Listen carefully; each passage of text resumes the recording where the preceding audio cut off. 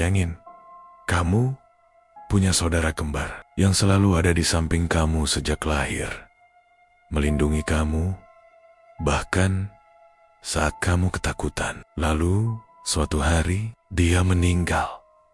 Tapi yang lebih mengerikan, bukan kehilangannya, melainkan saat dia mulai kembali, bukan sebagai manusia. Kembarannya tewas. Anak ini berubah jadi orang lain. Temanggung, Jawa Tengah, tahun 1984. Di sebuah desa yang dikelilingi kebun tembakau, luas dan barisan perbukitan yang sering tertutup kabut tipis setiap pagi, hiduplah sepasang suami istri yang dikenal cukup berada di kampung itu. Pak Broto dan Bu Rahayu. Rumah mereka tidak mewah, tapi kokoh, berdinding kayu jati tua yang sudah menghitam dimakan usia, dengan halaman luas yang selalu bersih dan rapi. Di belakang rumah, hamparan sawah dan ladang tembakau menjadi sumber penghidupan mereka. Suara ayam berkokok gemericik, irigasi, dan angin yang menggesek daun-daun tembakau adalah musik sehari-hari yang menemani hidup mereka. Meski hidup mereka terbilang cukup, ada satu hal yang selalu mereka tunggu-tanggu selama bertahun-tahun, kehadiran seorang anak.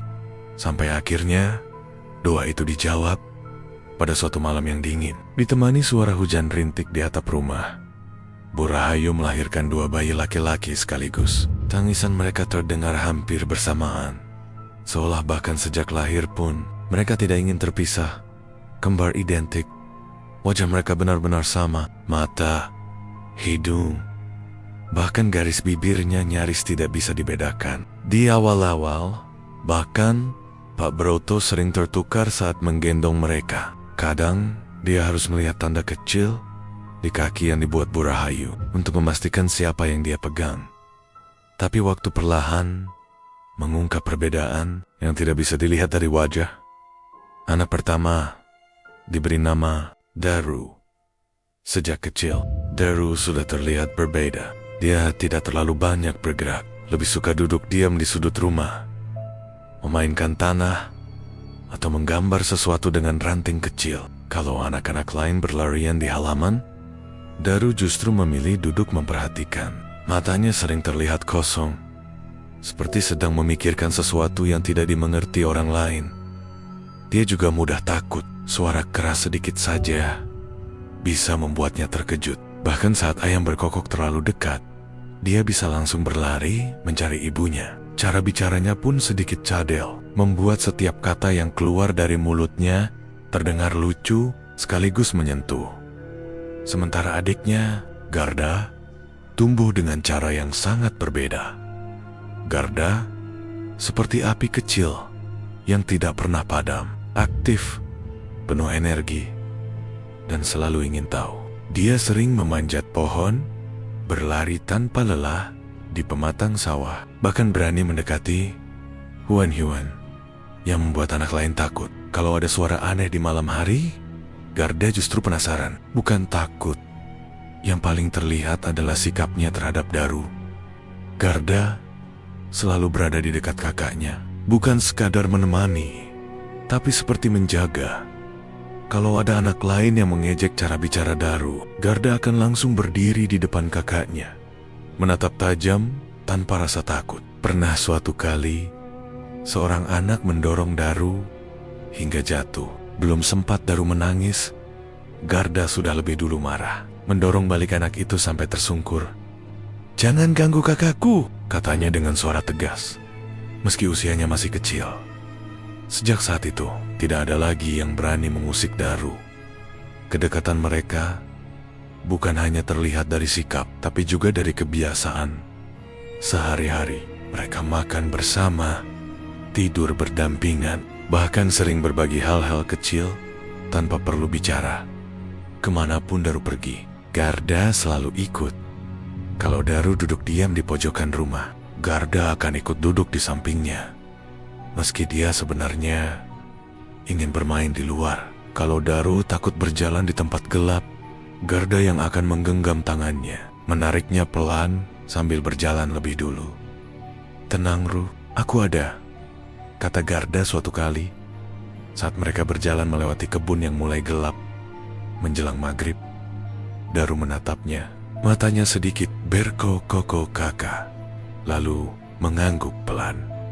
Dan anehnya, Daru selalu percaya seolah kehadiran Garda saja sudah cukup untuk membuat dunia terasa aman.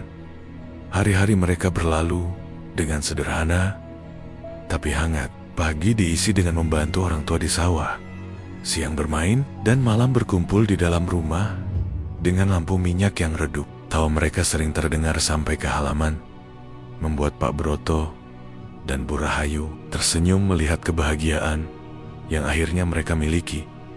Waktu berjalan, tanpa terasa, musim berganti. Tanaman tembakau dipanen, ditanam lagi, dipanen lagi, dan tanpa mereka sadari, kedua anak itu sudah tumbuh menjadi remaja kecil. Usia 10 tahun, tahun 1994, menjelang Lebaran. Sejak pagi, langit Temanggung sudah terlihat tidak bersahabat. Awan gelap menggantung rendah, seolah menekan bumi. Angin berhembus lebih kencang dari biasanya, membawa bau tanah basah yang khas. Hujan turun pelan di pagi hari, lalu semakin deras menjelang siang. Meski begitu, Pak Broto tetap bersikeras pergi ke kota kecil di dekat desa untuk membeli baju lebaran bagi kedua anaknya. Dia ingin melihat Daru dan Garda tersenyum memakai baju baru di hari raya. Daru dan Garda duduk di belakang motor, berdesakan, memeluk tubuh ayahnya dari belakang. Bu Rahayu tidak ikut. Dia memilih tinggal di rumah, menyiapkan makanan, dan membersihkan rumah untuk menyambut Lebaran. Pegangan yang kuat. "Ya," kata Pak Broto sebelum berangkat. Garda mengangguk mantap. "Iya, Pak." Sementara Daru hanya mengangguk pelan. Tangannya sudah menggenggam erat baju Garda. Perjalanan ke kota berjalan lancar. Tapi saat mereka pulang, hujan berubah menjadi sangat deras. Jalanan tanah menjadi licin. Air mengalir di mana-mana, membawa lumpur dan daun-daun kering. Angin bertiup kencang, membuat pepohonan di pinggir jalan bergoyang. Tidak wajar. Suasana menjadi gelap lebih cepat dari biasanya. Di tengah perjalanan, Daru mulai gelisah. Dia merapatkan tubuhnya ke Garda. Dingin," katanya pelan, dengan suara cadel yang terdengar gemetar. Garda menoleh sedikit, lalu menepuk tangan kakaknya. "Bentar lagi sampai, Ru. Jangan takut." Tapi entah kenapa perasaan tidak enak mulai merayapi udara. Angin semakin kencang, pepohonan mulai berderak, sampai tiba suara retakan keras terdengar dari depan. "KRRAAAKK." Pak Broto refleks menarik rem. Di depan mereka, sebuah pohon mahoni tua yang berdiri di pinggir jalan mulai tumbang. Waktu seperti melambat. Daru memejamkan mata. Garda mencoba menarik kakaknya, tapi semuanya terjadi terlalu cepat. Motor tergelincir, tubuh mereka terlempar ke jalan yang basah, dan pohon itu jatuh, menghantam dengan suara keras yang memekakan telinga. Hujan terus turun, tanpa peduli, tanpa henti. Ketika warga menemukan mereka, suasana sudah sunyi. Tidak ada teriakan, tidak ada gerakan, hanya suara hujan yang jatuh di atas tanah. Pak Broto masih bernapas, meski tubuhnya tertindih sebagian batang pohon. Daru tergeletak, tidak jauh dari situ. Tubuhnya penuh luka dan lumpur, tidak sadarkan diri. Tapi Garda, tubuhnya diam tidak bergerak, matanya setengah terbuka, dan lehernya patah. Sejak hari itu, kehidupan keluarga itu tidak pernah sama lagi. Rumah yang dulu penuh tawa berubah menjadi sunyi. Dan yang paling hancur adalah Daru. Karena untuk pertama kalinya dalam hidupnya, dia harus belajar hidup tanpa bayangan yang selama ini selalu ada di sampingnya. Pemakaman Garda berlangsung sederhana, tapi penuh tangis yang terasa seperti tidak ada ujungnya. Langit hari itu masih kelabu, seakan belum selesai berduka. Tanah yang baru digali masih basah, dan aroma lumpur bercampur hujan menempel di udara. Warga desa datang satu persatu. Tidak banyak yang bicara. Mereka hanya berdiri, menunduk, sesekali berbisik pelan. Semua orang mengenal Garda sebagai anak yang ceria, berani, dan selalu penuh energi. Tidak ada yang menyangka anak seperti itu akan pergi secepat ini. Bu Rahayu hampir tidak kuat berdiri. Tubuhnya beberapa kali oleng. Tangannya gemetar saat menggenggam kain penutup wajahnya. Tangisnya pecah berkali-kali, memanggil nama Garda dengan suara yang serak dan hancur. "Letangila, Eo, Miule," ucapnya berulang-ulang, seolah berharap anaknya hanya tertidur. Pak Broto berdiri di sampingnya. Wajahnya kosong, tidak ada air mata, tidak ada suara. Tapi justru itu yang membuat orang-orang merasa lebih pilu, seolah dia kehilangan sesuatu yang tidak bisa digantikan oleh apapun. Di antara semua itu, Daru berdiri sedikit menjauh. Dia menatap makam itu tanpa ekspresi. Matanya kering, tidak ada tangis, tidak ada suara, hanya diam. Seolah dia tidak benar-benar melihat apa yang ada di depannya. Beberapa orang sempat berbisik, mengira Daru belum mengerti apa yang terjadi. Tapi ada juga yang merasa ada sesuatu yang tidak beres dengan cara Daru menatap. Kosong, terlalu kosong. Hari itu berlalu, tapi kesedihan tidak ikut pergi. Hari-hari setelahnya terasa lebih berat. Rumah yang dulu dipenuhi suara tawa, kini berubah menjadi sunyi yang menekan. Tidak ada lagi suara dua anak yang berlarian. Tidak ada lagi percakapan kecil di malam hari. Bahkan suara sendok di dapur terdengar terlalu keras. Di tengah keheningan, Daru lebih sering diam. Dia duduk di tempat yang sama berjam-jam, menatap ke arah pintu atau ke sudut ruangan tanpa alasan yang jelas. Kadang Bu Rahayu memanggilnya, tapi dia seperti tidak mendengar. Malam hari menjadi waktu yang paling menakutkan, karena disitulah semuanya mulai berubah. Suatu malam, ketika hujan sudah lama berhenti dan hanya menyisakan dingin yang merayap pelan, Bu Rahayu terbangun dari tidurnya. Dia tidak tahu kenapa dia terbangun, tapi ada sesuatu yang membuat dadanya terasa sesak. Lalu dia mendengarnya. Tek, tek, tek, tek. Suara itu pelan, tapi jelas. Suara gasing bambu, mainan kesukaan Garda. Tubuh Bu Rahayu langsung kaku. Jantungnya berdetak sangat cepat, seperti ingin keluar dari dadanya. Dia duduk perlahan, mencoba memastikan apa yang dia dengar bukan sekadar mimpi. Tapi suara itu masih ada. Tek, tek, tek, berasal dari kamar anak-anak. Tangannya mulai gemetar saat dia turun dari tempat tidur.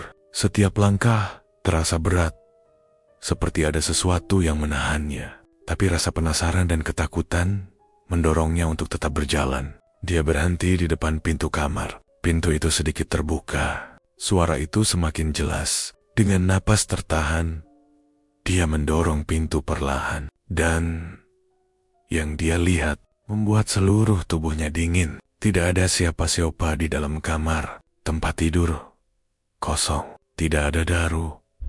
Tidak ada siapapun. Tapi di lantai, sebuah gasing bambu berputar sendiri. Pelan, seolah ada tangan yang baru saja memutarnya. Bu Rahayu mundur satu langkah. Tangannya langsung menutup mulutnya. Air matanya jatuh tanpa bisa ditahan. Dia mengenali gasing itu. Itu milik Garda, yang seharusnya sudah dikubur bersama barang-barang kesukaannya. Dan di bagian atas gasing itu terlihat jelas tulisan yang dibuat dengan goresan tangan anak kecil. "Gardaleh," bisiknya lirih. Suaranya hampir tidak terdengar. Tapi tidak ada jawaban. Hanya suara gasing yang terus berputar, pelan, seolah menikmati kesunyian. Sejak malam itu, rumah itu tidak pernah benar-benar tenang lagi. Suara langkah kaki sering terdengar di malam hari, seperti seseorang berjalan pelan di lorong. Kadang terdengar dari dapur, kadang dari kamar kosong. Pintu yang sebelumnya tertutup tiba-tiba terbuka sendiri. Terdengar bisikan, pelan, tidak jelas, tapi cukup untuk membuat bulu kuduk berdiri. Yang paling membuat takut adalah perubahan pada Daru. Awalnya hanya hal kecil. Suatu pagi, Bu Rahayu terkejut saat mendengar Daru berbicara di dapur. Backgroundnya tidak cadel, lancar. Nada suaranya berbeda, lebih hedap. Padahal biasanya setiap kata yang keluar dari mulut Daru selalu terdengar ragu. "Bu, aku mau makan," katanya. Bu Rahayu langsung menoleh. Wajahnya pucat. Daru berdiri di sana. Tapi ada sesuatu yang tidak sama. Tatapannya, cara dia berdiri, cara dia berbicara, semuanya terasa asing. Suatu sore, Pak Broto mengalami hal yang sama. Dia melihat Daru duduk di teras, menatap ke arah jalan. "Daru, makan dulu," katanya seperti biasa. Daru menoleh perlahan, dan saat mata mereka bertemu, Pak Broto langsung merasakan sesuatu yang membuat tengkuknya dingin. Tatapan itu tajam, bukan tatapan anak penakut, lebih seperti Garda. "Aku bukan Daru, Pak," kata anak itu pelan. Suara itu jelas, tanpa ragu. Pak Broto membeku, napasnya terasa berat. "Terus, kamu siapa?" tanyanya pelan, hampir berbisik. Anak itu tersenyum tipis, senyuman yang sangat familiar. "Bapak lupa aku, tidak ada angin, tidak ada suara lain. Hanya kalimat itu yang menggantung di udara." Malamnya, Daru kembali seperti biasa, pendiam, cadel, ketakutan, seolah tidak terjadi apa-apa. Tapi sejak saat itu, semuanya berubah. Suatu pagi, desa mendadak gempar. Mas Ajit datang ke rumah Pak Broto dengan wajah pucat, napasnya terengah. "Pak, panjenengan harus lihat ini." Tanpa banyak tanya, Pak Broto langsung ikut. Hatinya sudah tidak enak. Mereka menuju makam Garda. Dan di sana, tanah makam itu terlihat berantakan, seperti baru saja digali. Nisan bambu yang sebelumnya berdiri di kepala makam hilang. Pak Broto langsung panik. Dadanya terasa sesak. "Siapa yang berani?" gumamnya. Mereka tidak membuang waktu, langsung berlari pulang. Dan apa yang mereka temukan di rumah membuat dunia seperti berhenti berputar. Daru tertidur di kamarnya. Tubuhnya meringkuk, memeluk sesuatu dengan erat. Pak Broto mendekat dengan langkah pelan. Dan saat dia melihat lebih jelas, dia hampir tidak bisa bernapas. Itu nisan bambu, nisan Garda. Baju Daru kotor oleh tanah, kakinya penuh lumpur, seperti seseorang yang baru saja berjalan jauh di malam hari. Sendirian. Sejak saat itu, Daru tidak pernah benar-benar menjadi dirinya sendiri.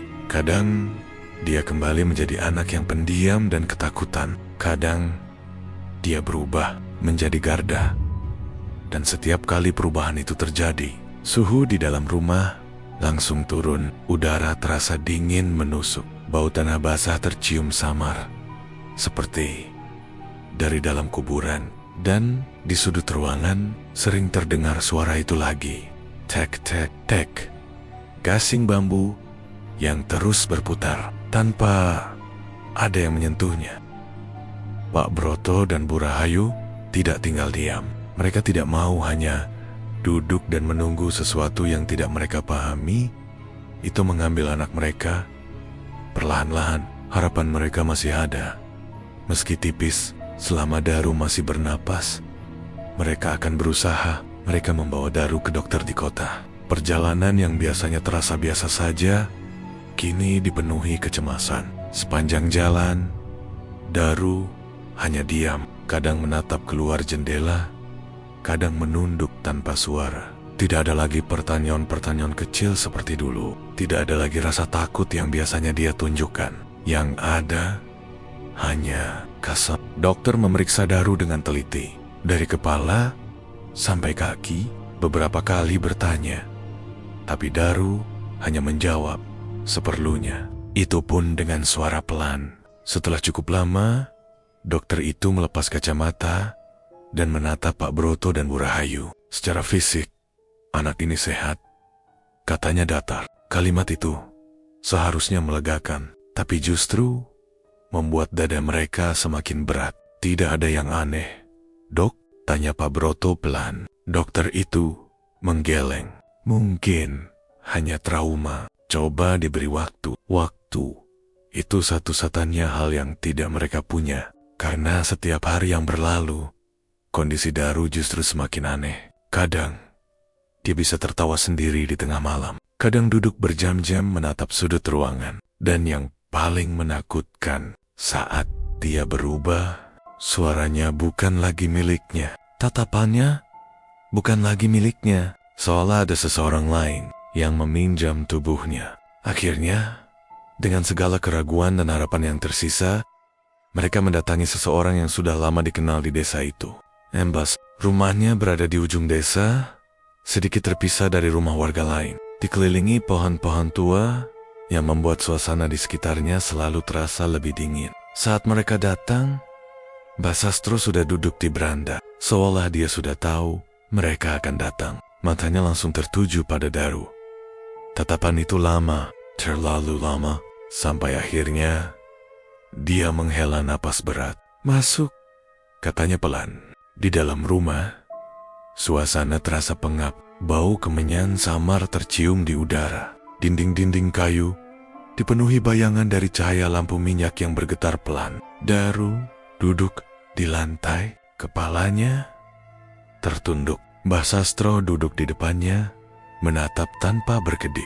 "Ini bukan anak panjenengan saja yang tinggal di dalam tubuh itu," katanya akhirnya. Bu Rahayu langsung menangis. Tangannya menutup wajah, bahunya bergetar.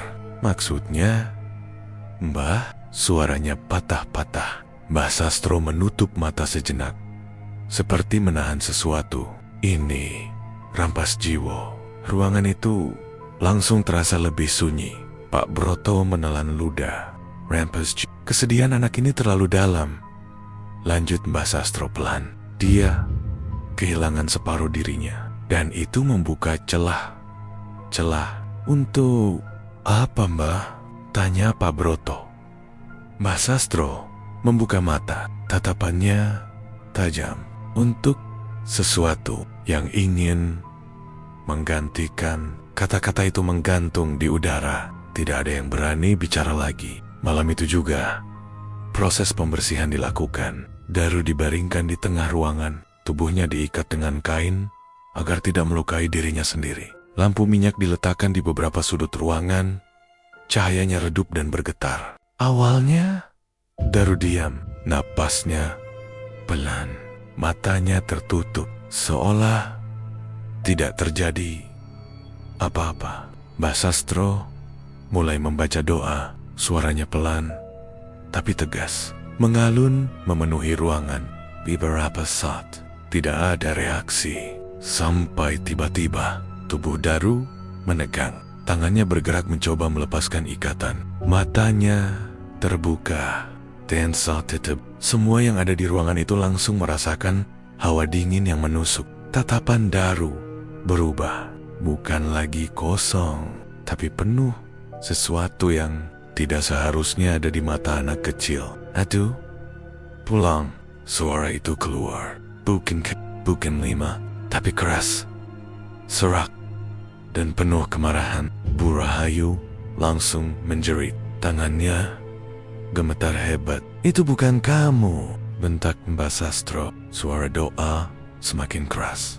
Daru tertawa. Suara itu menggema di seluruh ruangan. Tidak seperti suara anak kecil. Lebih "Aku ini saudaranya," katanya. "Aku cuma mau kembali." Angin tiba-tiba berhembus dari arah yang tidak jelas. Lampu minyak bergetar hebat, nyaris padam. Dinding rumah berderit. Suasana menjadi kacau. Pak Broto hanya bisa memegang kepalanya. Tidak tahu harus berbuat apa. Bu Rahayu menangis histeris, memanggil nama Daru berkali-kali. Proses itu berlangsung lama, sampai akhirnya tubuh Daru tiba-tiba lemas. Matanya terpejam. dan dia pingsan. Semua langsung hening, seolah tidak pernah terjadi apa-apa. Hanya suara napas berat yang terdengar di ruangan itu. Mbah Sastro duduk terdiam, tubuhnya lemas, wajahnya pucat, seperti kehilangan banyak tenaga. "Sudah pergi, Mbah?" tanya Pak Broto dengan suara gemetar. Mbah Sastro tidak langsung menjawab. Dia hanya menatap Daru lama, lalu menggeleng pelan. "Belum," katanya lirih. Malam itu menjadi malam yang sangat panjang, dan tanpa mereka sadari, itu adalah malam terakhir Mbah Sastro. Keesokan paginya, kabar menyebar cepat ke seluruh desa. Mbah Sastro ditemukan meninggal di rumahnya. Tidak ada luka, tidak ada tanda apapun. Dia tidak bangun lagi. Sejak saat itu, tidak ada lagi yang bisa membantu, dan kondisi Daru tidak pernah benar-benar pulih.